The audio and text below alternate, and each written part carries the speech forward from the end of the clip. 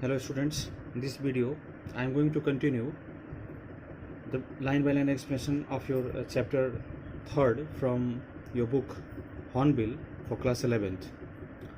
Till now in first two parts I discussed that King Tut's dead body was taken from his burial place. He was an Egyptian king and his dead body was taken out from his burial place first time in 1922 by Howard Carter, a British archaeologist, and second time in 2005. While his body was taken in 2005, his dead body was found not in a very good condition.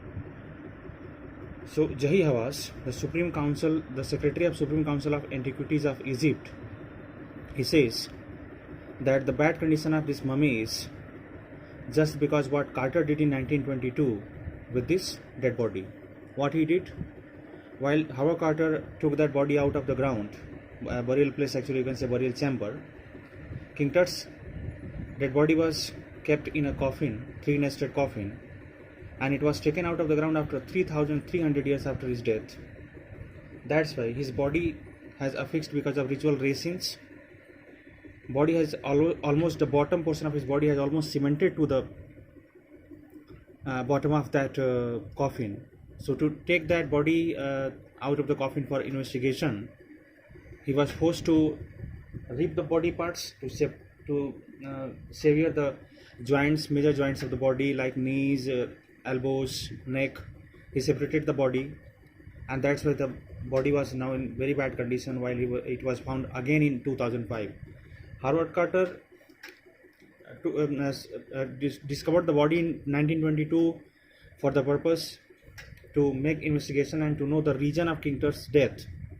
But it was not possible in those days because in 1922 the medical science was not so developed. But while in 2005 it was taken again, his dead body was out of the ground. Now the medical science has developed and it was possible to know the reason of his death, and it was possible to at least investigate that why he was dead. Students, listen very carefully.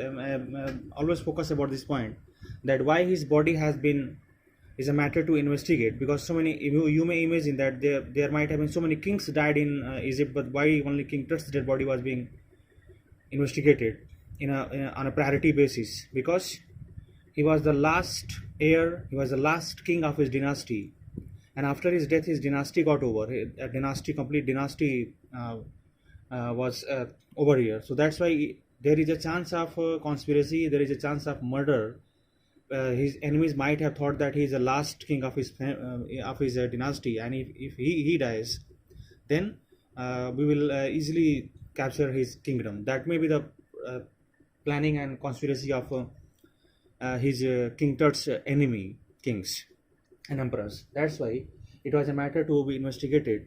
In those days it was told that his death was a natural death, but the scientists and antiquities archaeologists believe that his death was not a normal death. It might have been a conspiracy and murder. So now let's continue. Archaeology had changed substantially in the intervening decades. Archaeology, that related to the ancient things and related to the earth study, that is archaeology. So archaeology has changed substantially, means surprisingly, completely in the intervening decades. Intervening decade means in the mid decades, means first time his body was taken out from the ground from his burial place in 1922, King Tut's dead body 1922, and his body was again taken out of the ground in 2005. So almost you can say that 1930, 40, 50, 60, almost 8 decades passed. A decade is a duration of 10 years. So almost 8 decades passed. In 1922 the technology and the archaeological process was not so developed, but in the intervening decades, in this the gap between 1922 to 2005, in these 8 decades, 80 years gap, almost 80 years gap, the archaeology has changed completely because of inclusion of science and technology, focusing less on treasure. In those days, in 1922, while Howard Carter took his body, and before that, archaeological research focuses more on treasure, that what the precious things have been kept with the dead body. As you know that Howard Carter also found, Howard Carter described also that King Tut's dead body was gilded with ornaments. So in those days, the archaeologists focus on treasure, that what the precious things had been kept with the dead body, and more on the fascinating details. And they focus more on the fascinating, surprising details of life and intriguing mysteries of death. Means they try to in the ancient time of archaeology, the archaeologist whenever archaeologists took a body out of the burial place, they focus especially that what the precious things have been kept with the dead body, and they try to find out the fascinating, the surprising factors are about life. And intriguing means the you can say that found, that included mysteries of death. Means they try to find out the reason of death, but these all were focuses without any science and technology. That's why only speculation cases. It also uses more sophisticated tools, and in those days very complicated tools of study were being used. That was not possible, that was not easy to with those tools, instruments. It was not easy to make the probe, the investigation easily and correctly, including medical technology. But nowadays medical technology has also been used. In olden days also these were used, medical technology, but it was not so developed. In 1968, more than 40 years after Carter's discovery, in 1922, Howard Carter discovered the dead body of King Tut. Now in 1968, after more than 40 years of Carter discovery, an anatomy professor x-rayed the mummy. An anatomy professor in 1968 also, the anatomy, you know that a person who knows about the human physiology, the human physical structure very well, okay, internal structure also and outer structure also, that is called anatomy. So an anatomy professor x-rayed the mummy, and he x-rayed a mummy, not King Tut's mummy, another mummy. He x-rayed another mummy. Don't be confused, students, that in 1968 an anatomy professor x-rayed the mummy of King Tut. No, he did not x-ray the mummy of King Tut. He x-rayed another mummy and revealed a startling fact. He found a startling fact with the x-ray machine. Beneath the resin that kicks his chest, that beneath the resin, the dead body which found this anatomy professor, beneath the chest portion in the coffin, that kicks the chest, kicks means that affixed the chest. His breastbone and front ribs were missing. He found that his breastbone and front ribs were missing because of such a long time. Means it was the it is only, this fact is only given, okay, this fact his is not about King Tut, don't be confused. It means the dead body which was investigated by this man only, okay, in 1968. While investigated x-ray, he found that the chest bones and ribs were missing. So this is a kind of evidence that in 1922 and in 1968 now technology was developing, and archaeologists and anatomy professors were at least capable to get the such type of details about the bone structure and others. But in 1922 even it was not possible. Today diagnostic image can be done with computed tomography, but nowadays even now the author says in the aspect of 2005, and even if you think in modern days also, the science has developed a lot. Today diagnostic imaging can be done with computed tomography. Now the diagnosis can be done, the image of through the diagnosis means the pictures can be taken by computed tomography, that is called in short CT scan, that is by which hundreds of x-rays in cross section are put together like slices of bread to create a three-dimensional virtual body. What is does in CT scan process? In CT scan process, a small size x-ray is taken in cross section, means in cross sections it has been taken, not in straight away, are put together, and means in CT scan a doctor focuses on the very smaller part of the body. He takes the picture of that body part and he increases that picture. You can say that he zoomed the picture as much as it was possible, and then those zoom portions have been arranged like a slices of bread on a piece of X-ray plate, and that creates a 3D scenes, three-dimensional virtual body. Means almost CT scan almost creates a virtual body in front of the doctors.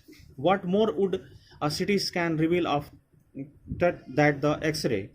So now here is a fact that why X-ray was not done of King Tut's dead body, why only CT scan was done. What more we could get from the CT scan rather than the X-ray, and could it answer two of the biggest questions? Actually X-ray was not, if suppose students, you may imagine that why only CT scan was done of King Tut's body in 2005, why not X-ray? Answer is that X-ray CT scan is more complicated. CT scan is capable of doing more minute details and minute investigations, and could it answer two of the biggest questions? By CT scan process, there was possible to answer two biggest questions, which was not possible to get the answer from the X-ray. Still lingering about him, which still this question was lingering, means unanswerable about him, means about King Tut. First answer will be we will get from the CT scan. How did he die? That what was the reason of his death, means how he died, and how old was he at the time of the death, and what was his age at the time of his death. These two facts were very important for the archaeologists and anatomy professors to know about him, and that was not possible by X-ray. That was possible by CT scan. That's why CT scan was done with his dead body. King Tut's demise was a big event. Actually, why now students, the reason that why King Tut's dead body was being investigated, because King Tut's demise, death, was a big event. It was a very, very big event. Why? Even by royal standards, even you can say about the king families and the royal families, it was a very big event. Why? He was the last of his family line, because he was the last member of his family line. He was the last king of his family, and his funeral was the death of rattle of a dynasty. And his funeral means after his death, his funeral ceremony was not only the funeral ceremony of a king, it was the rattle, it was a sackling, means it was the end of a dynasty. Complete dynasty got over. But the particulars of his passing, but the reasons of his passing, means of his death and its aftermath, and after that aftermath is called aftermath, that what happened after his death, means what investigated was made after him are unclear. That is unclear. And now history about King Tut's family. Amenhotep III, Tut's father or grandfather. It is expected that Amenhotep III might have been Tut's father or grandfather.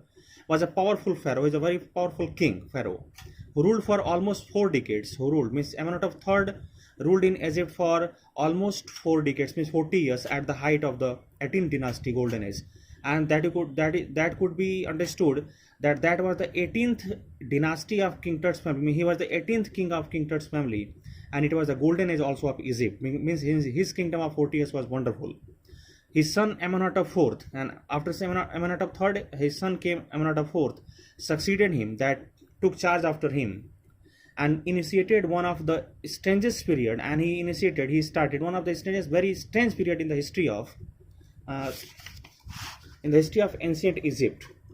The new pharaoh promoted the worship of the Aten, the sun disk. This new king promoted the worship of god Aten, that is in Egyptian language. In our language, you can say sun disk. Means the sun disk means the round circle is called disk.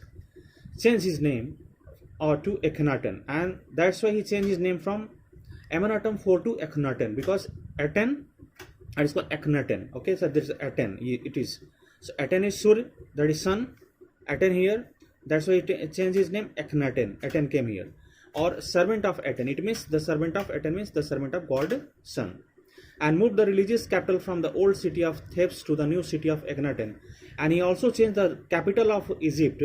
That was the Thebes city in Egypt, but he changed his capital from Thebes to Akhenaten, known now as Amarna. Nowadays, it is known as Amarna in Egypt. This place.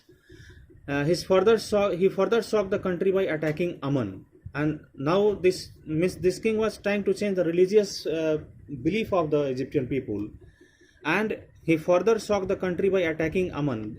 Thereafter, he started first of all he promoted the worship of God Sun, and thereafter he changed his second attack was on the religious faith of the Egyptian people, was attacking Ammon, a major god. That Ammon means that he was a major god in those days of Egypt, which were being worshipped by the people. But he discarded the worship of Ammon. He promoted the worship of Aten.